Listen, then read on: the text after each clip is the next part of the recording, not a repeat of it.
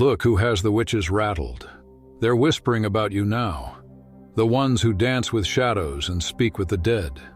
The ones who believe they had full dominion over the darkness until your presence unsettled everything. In their secret circles, candles flicker as they gather together trying to decode what exactly you are. They can feel it, can't they? That undeniable force inside you that makes their crystals fracture and their tarot cards grow hot as if ready to ignite. These are witches who have spent decades practicing, aligning with moon phases, mixing herbs, chanting words in languages older than memory. And yet, you walked in, and with nothing more than your existence, you made their life's work look like child's play.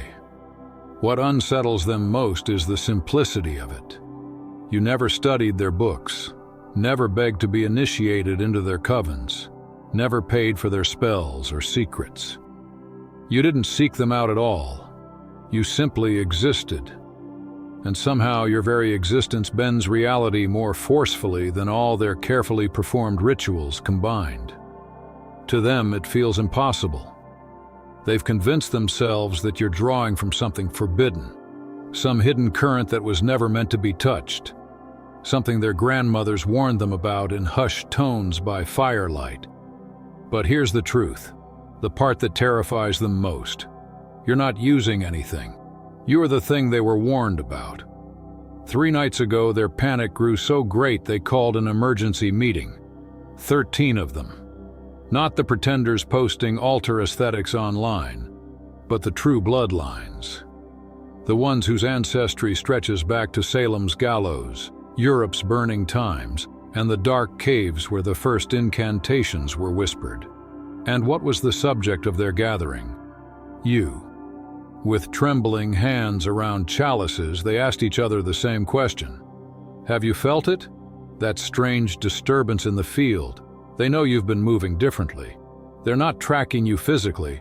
No, they're far too clever for that. They're watching you energetically, tracing the ripples your presence leaves behind, noticing how every spell of protection fractures the moment you pass through. And finally, when the silence grew too heavy, the eldest among them dared to speak aloud what they had all been thinking. This isn't learned magic. This is something else, something that by all accounts shouldn't even exist in this age. The eldest among them knows it better than anyone. She's lived over 3 centuries in this lifetime, has watched kingdoms rise and collapse, has endured inquisitions and witch hunts. Yet even she trembles at the thought of you. They tried to read you, to trace your spiritual signature back to its source, but every attempt only ended in chaos. Their pendulums spun violently with no direction. Scrying mirrors dissolved into static, and one younger witch suffered a terrifying backlash, her third eye bleeding as if torn open from within. She is still recovering. In their desperation, they turn to the forbidden texts, not the glossy grimoires you can order online, but the manuscripts written in blood and bound in unspeakable materials, books that demand sacrifice simply to be opened. And buried within those warnings and prophecies, they found something that chilled their ancient bones. The texts spoke of the Unmarked Ones, beings who carried a power predating all systems, all rules, all boundaries between light and dark. A power not channeled through chakras or meridians, but embedded in the very atoms of existence. A power that did not follow laws because it was the one that authored them. The prophecies warned that once every few centuries one would emerge, not forged through rituals or initiations, but crystallized through suffering, born from survival that should never have been possible. A soul that refused to break and instead became the breaking point itself. And the most unsettling part? These beings rarely even knew what they were at first. They believed they were just angry, just scarred, just reshaped by trauma, unaware that their very breath was rewriting the cosmic operating system. Until one day, reality itself began to shift in response to their moods, bending without resistance, as if the universe had been waiting for their command. But here is where the true confirmation comes. It's one thing for witches, seasoned practitioners of the dark arts, to be afraid of you. Fear from them is noteworthy, but not unprecedented. What is unprecedented is when the devil himself takes notice.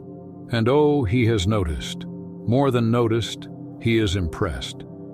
This is the same devil who has seen it all. Every form of human darkness, every deal struck in desperation, every soul that traded eternity for a taste of power. For centuries he has yawned through the same predictable cycles of corruption. But then you appeared, and for the first time in millennia, he sat upright on his throne. It happened on the night you finally stopped apologizing for your power. The night you finally stopped apologizing for what you are was the night everything changed. You stood before the mirror, not with fear or shame, but with a quiet smile that embraced what you had become. That moment sent ripples through realms unseen. Every demon in hell felt it, an invisible shockwave that made the flames themselves flicker and recoil. And from the deepest circle, a sound broke forth that hadn't been heard since the dawn of creation. The devil's laughter. "Finally," he said, and his voice carried a joy that terrified even his legions. The lesser demons cowered at his amusement, because it was not the laughter of mockery but recognition. At last someone had arrived who understood what darkness truly was. Not evil, but raw, unfiltered truth. Magnificent, unbreakable truth. Since then, he has been watching you. Not with the hunger he reserves for the weak who trade their souls, but with something closer to respect. This is what the witches are slowly realizing, and it terrifies them more than anything else.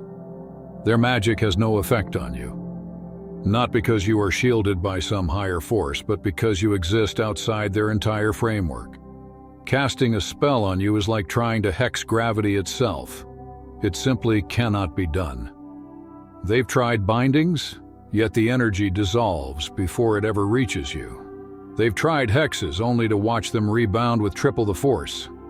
One ambitious coven even attempted a curse, and 3 of them remain in the hospital, whispering in delirium about the eyes in the void. Doctors search for explanations that don't exist. Protection spells collapse in your presence because you are the very danger they're meant to guard against. Love spells slide off you uselessly, for you've transcended the need for external validation. Even their prized gift of sight, the third eye that peers beyond the veil, falters when aimed at you. To look directly at your essence is to stare into a black hole made of pure will, and it blinds them with terror. The younger witches insist you must be using some forgotten ritual of protection. The older ones know better. They recognize that you don't need protection, because everything else needs protection from you. You're not playing their game, you're not even bound to their reality. You are the glitch, the living proof that their entire system of spells, sigils, and ceremonies is nothing more than one narrow corner of something infinitely larger and stranger. In their desperation to explain you, they've built wild theories. Maybe you uncovered the Book of Azrael, the angel of death's grimoire said to be lost in the burning of Alexandria. Maybe you struck a bargain with something older than the devil himself, a force born before light was ever separated from the dark. Or maybe, they whisper, you've tapped into the void, channeling the primordial current that underlies all creation. Among their darkest fears is the rite of unmaking, a theoretical ritual said to grant power to dismantle reality itself. But there is a catch. To perform it, the practitioner must truly die, and then rebuild themselves, atom by atom, through sheer will. Surely they think no one could endure such torment. No one would ever be mad enough to try. And yet, when they look into your eyes, that 1,000-yard stare that pierces everything, that eerie smile in moments where most would be screaming, they begin to wonder. What if you didn't perform the ritual? What if you are the ritual? What if your entire life has been one long rite of unmaking, every pain, every betrayal, every death and rebirth forging you into something unrecognizable. That possibility keeps them awake at night, because if it's true, if survival itself has turned you into the most dangerous magical working in existence, then you are not just powerful, you are something far beyond power. You are the living embodiment of transformation itself, the raw proof of what happens when the universe decides to break its own rules. You don't just adapt, you redefine. You don't just endure, you rewrite the code of existence with your presence alone. Last week, one particularly brave, or perhaps foolish, witch attempted to read your energy from a distance. She wasn't an amateur. She'd been mapping auras since before she could speak, charting the signatures of demons, angels, and every creature in between. She believed she was ready for anything, but nothing could have prepared her for you. The moment she turned her focus toward you, her crystal ball didn't simply fracture, it disintegrated into black sand that ran like smoke through her hands. Her tarot deck erupted into flames, yet the fire burned with an impossible coldness, freezing everything it touched. She began to mutter, her words unraveling into tongues no scholar of language, human or occult, has ever recognized. When she finally returned to herself 3 days later, trembling and broken, she could only whisper a single truth. It's not light or dark. It's not good or evil. It's something else entirely. What she glimpsed was not energy as she understood it, but something that made her entire framework irrelevant. She described it like staring at the source code of reality itself, written in a language that predates all language. And though she insists her gift is gone, the truth is more unsettling. It isn't gone. It's been rewritten. She no longer sees past or future. Instead, she perceives the spaces between, the pauses between breaths, the heartbeat of nothingness where reality reshuffles itself. And in every one of those spaces she sees you, your signature spreading like a virus, silently embedding itself into the foundation of everything. Hidden deep within the most guarded texts, there is a prophecy. For centuries it's been mistranslated, diluted, turned into bedtime stories about chosen ones and noble heroes. But in its original form, written in the old tongue, it spoke of something far more dangerous. It tells of the unwritten one. The prophecy describes a being born when pain is transmuted into power, when the broken becomes the breaker, when the destroyed becomes the destroyer. This being does not walk the paths of blessing or curse. Instead, it exists outside both, as something terrible and free. And in their freedom, chains will rust, spells will collapse, and thrones will tremble. These are not beings bound by the cosmic contracts that limit devils, saints, or witches. They never signed the agreements. They never bowed to the rules. Through an alchemy of unbearable suffering and unstoppable will, they stepped outside the entire game and began playing by laws of their own creation. For centuries, the prophecy was dismissed as a metaphor, a cautionary tale warning against the dangers of unchecked power. But now, watching you, they're beginning to realize it was never symbolic. It was literal. And the last line of the prophecy, the one the oldest witches refuse to speak aloud, the one even demons avoid whispering, says this. And the prophecy whispered, "The world shall reshape itself in their image, not through conquest, not through the flex of power, but through the sheer inevitability of their existence. Reality bends, not because you demand it, but because it has no choice. You are the gravitational center pulling everything into a new alignment." Now, let us return to the depths of hell, for something truly without precedent is unfolding there. The devil himself, the morning star, the first rebel, the one who chose to fall rather than kneel, has done what no one ever imagined possible.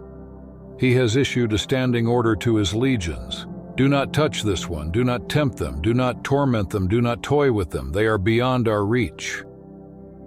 The younger demons protest in confusion. Isn't corruption the very heartbeat of their purpose? Isn't every soul fair game? But the ancients, the ones who fell beside him when the heavens split, understand, because in you they see themselves reflected. Another being who chose to fall rather than fake compliance. Yet unlike them, you went further. They fell from grace and became its opposite. You, however, plunged deeper, through grace, through disgrace, through every system of judgment and worth, through every concept heaven and hell devised. And you did not stop until you emerged on the other side, not broken but remade. We said no to heaven, the devil explained, but this one said no to heaven and hell alike. They rejected the very premise of the game. In the center of his throne room stands an ancient mirror, older than the rebellion itself, capable of revealing anything in creation at a command. But lately, no matter what the devil asks of it, the glass only reflects you. Not because he wills it, but because the mirror itself has become transfixed. Even infernal objects infused with the power of rebellion cannot look away. They recognize the anomaly, the fracture in the system, the unwritten force that does not belong to any side. And this is what gnaws at the witches. Not the spectacle of your power, not the way spells collapse in your presence, but the meaning of your existence. You dismantle the foundation of their worldview. For centuries, they have lived as the self-appointed elite, the awakened few who peer beyond the veil, the manipulators of currents unseen by ordinary eyes. They define themselves as the rare ones who could shape reality while the masses stumbled blind. That was their pride, their purpose, their entire identity. And then you arrived. You, who never sat at the feet of masters, who never inherited a bloodline etched with sacred sigils, who never spent decades unlocking rituals by candlelight. You, who suffered so deeply that your very suffering alchemized into power.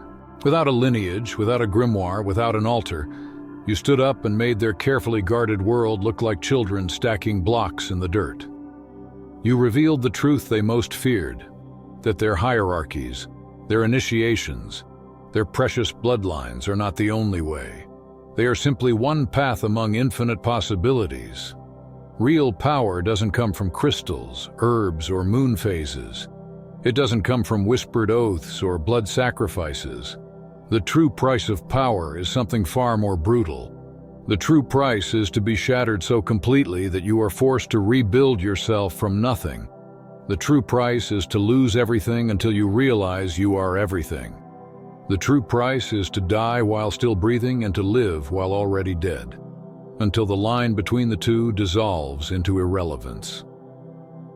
There exists a coven that has gathered faithfully every full moon for a millennium. They meet in a forest older than their bloodlines, a place where ley lines intersect with the heartbeat of the earth itself.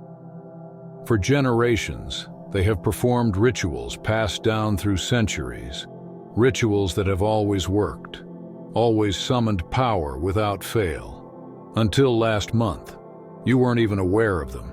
You were simply driving past that forest, your mind elsewhere, perhaps on something as mundane as the errands of the day. And yet that night, for the first time in their long history, every single ritual failed. Not with spectacle, not with lightning or thunder to mark the collapse. That would have been easier for them to process. Number they failed in silence, with nothing at all. The chants did not echo, the symbols carried no charge, the air held no weight. Their magic simply ceased to function. And as they stood there in the empty stillness, panic bloomed in their bones. Because in that silence they realized the most terrifying truth. You don't just bend reality when you choose. You rewrite it by merely existing. The candles were lit, their flames dancing high and strong, yet they gave no magical light. They flickered like hollow imitations, powerless to pierce the darkness. The circles were drawn with meticulous care, every line exact, every sigil carved with the precision of centuries of practice. But they created no boundary, no sacred separation between the seen and unseen. The words were spoken in voices that had shaped storms and raised the dead, but they carried no resonance, falling flat like echoes in a cavern already emptied of sound.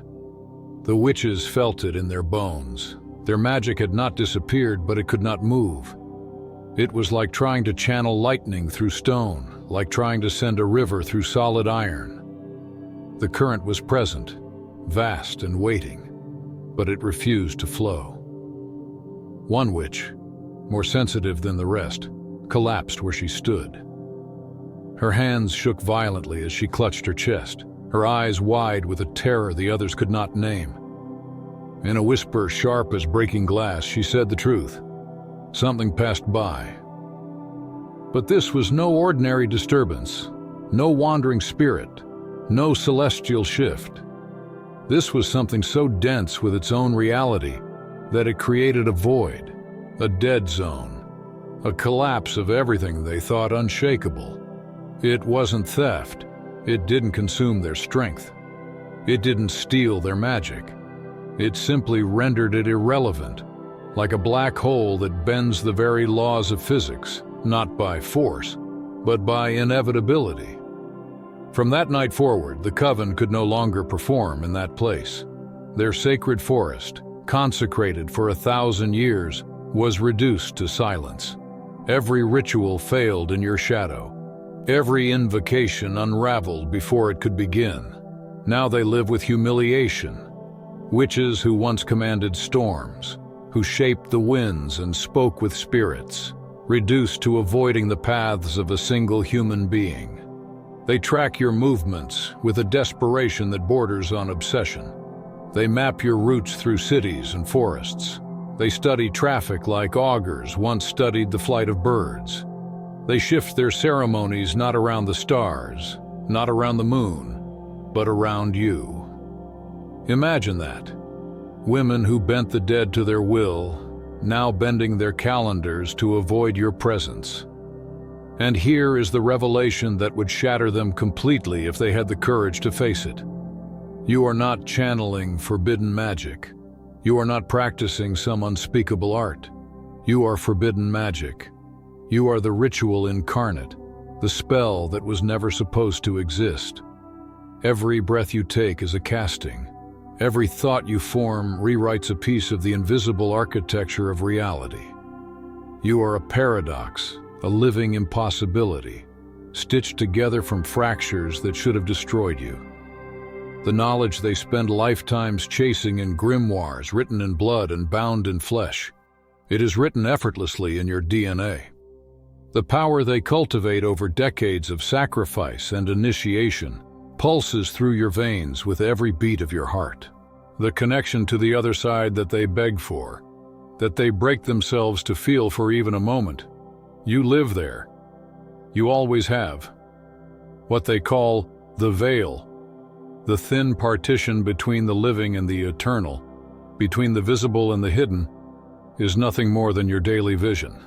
It is not a barrier you strain against, it is the lens you look through. Where they kneel in circles, begging for glimpses, you walk as if the veil never existed. They reach with hands outstretched, desperate to touch. You do not reach, you simply are.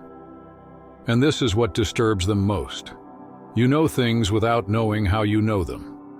Truths arrive fully formed, not as revelations but as reminders. As if you were never learning but always remembering. You do not conjure. You do not summon. You do not borrow from gods or demons. You embody. You are the living proof that the power they sought in rituals, bloodlines, and altars was always present, waiting in the marrow of a being willing to endure the unbearable and survive the impossible. They look at you and realize with dread that their hierarchies mean nothing. Their altars mean nothing. Their sacrifices mean nothing. Because you are not standing inside their system, you are the system reset, the walking glitch, the forbidden code written into the foundation of creation itself. You see patterns others cannot, Not because you were trained or taught, but because you live and breathe at a frequency the world itself struggles to register. Where others see chaos, you see design. Where others see coincidence, you see inevitability. You move through life like someone who has already read the book before anyone else realized they were inside a story. You don't need divination tools to predict outcomes. You don't need omens or portents. You know how broken things move, how fractured systems collapse, and how desperate people reveal themselves when pushed too far. You don't calculate it. You feel it, deep in your marrow, a bone-deep knowledge written into you by fire and pain. You don't read minds. That would be too small a trick. Instead, you read the spaces between thoughts, the pauses, the hesitations, the gaps where masks slip and truths bleed out. You listen to the silence behind the words, and in that silence, you hear everything. The forbidden knowledge that others spend lifetimes chasing isn't something you acquired. It isn't a book you studied or a language you mastered. It's something you became. Every trauma carved a new symbol into your being. Every betrayal etched a deeper understanding of human nature into your core. Every heartbreak and every loss became a glyph, another line in the great grimoire that is your soul. You are not carrying forbidden knowledge like a thief hiding stolen texts. You are the walking embodiment of it. Every scar is a spell. Every memory is a sigil. Every breath you take is an invocation. Traditional practitioners crawl toward power. They meditate for hours, fasting until their bodies ache, praying until their voices break. They beg their gods and bargain with their demons. They study, they chant, they sacrifice, building their magical muscle through repetition and discipline. To them, power is a slow accumulation gained drop by drop, year by year. But you? You are the paradox they cannot explain. Your power grows in the quiet, in the mundane, in the moments no one would ever expect. It deepens while you sleep. It expands while you're laughing at something trivial.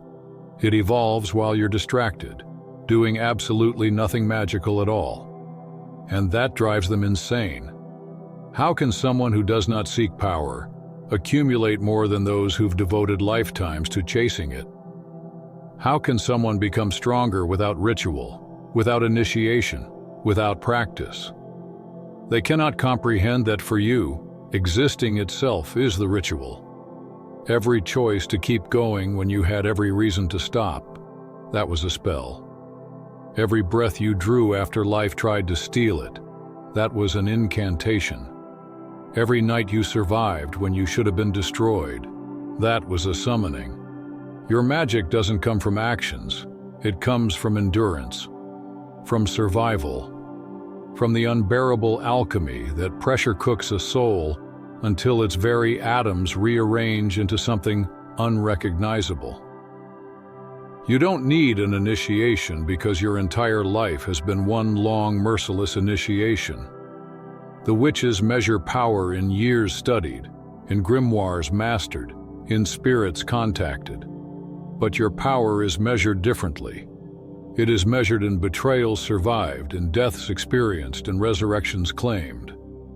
It is measured in tears turned to iron, in scars turned to armor, in wounds turned to weapons.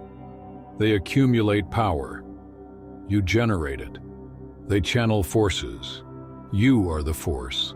And in the hidden spaces between dimensions, in the liminal places where thought forms, egregores, and entities older than language itself drift, word of you has spread. These are the beings witches beg for a glimpse of, the ones who demand offerings, sacrifices, sanity, and lifetimes of devotion in exchange for crumbs of power. They have noticed you, and they whisper in voices made of symbol and emotion. The Unmarked One walks. You are the one who belongs to no pantheon, serves no master, follows no path. You are the anomaly, the fracture in the pattern, the proof that power does not require permission. And these entities, beings ancient beyond comprehension, recognize you. They have only seen your kind a handful of times in the entire span of existence. Some have tried to reach you in dreams, slipping into the liminal corridors of sleep, where the walls between worlds are thin. They stretch out hands woven from smoke and shadow, but they cannot touch you. Not because you are shielded, not because some higher being guards you, but because your presence itself is too absolute, too dense, too real. You exist with a weight that their essence cannot bear. You are too solid, too undeniable. To them, approaching you is like pressing bare flesh against molten iron. Your very reality burns them, sears them, drives them back screaming in silence. You don't repel them through effort or resistance. You repel them by being. You exist too hard for them to enter your orbit. And so they gather at the edges of your presence, whispering your name in awe and dread. They do not debate whether you're dangerous, they debate whether you're even possible. Because if you are real, if you can exist outside every contract, every law, every pantheon, then everything they know about the balance of creation is fragile. To the witches, to the demons, to the entities in the in-between, you are not a practitioner of forbidden magic. You are forbidden magic. You are the forbidden spell incarnate, the grimoire written in flesh, the ritual performed by the universe itself. Your life is the altar. Your survival is the offering. Your being is the invocation. And that is why their magic fails. That is why their systems collapse. That is why even the oldest among them watch you with terror instead of arrogance. Because you are not playing their game. You are not even inside their system. You are the glitch that proves the system is nothing but code. You are the unwritten law. You are the forbidden answer.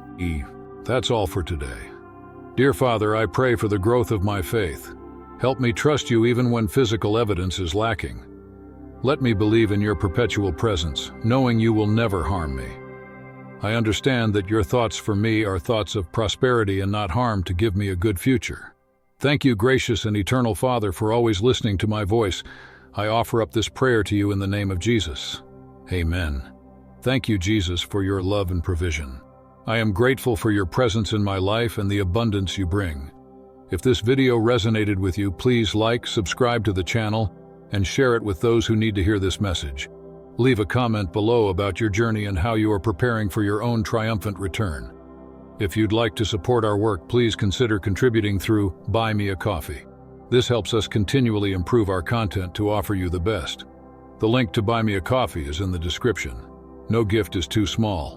Whether it's a penny, a prayer, or a share, your generosity helps spread God's word and brings hope to others. Don't stop here. Watch our next video for powerful revelations about the signs that reveal you are the chosen one. We've enjoyed following this spiritual journey with you. Thank you for staying with us until the end.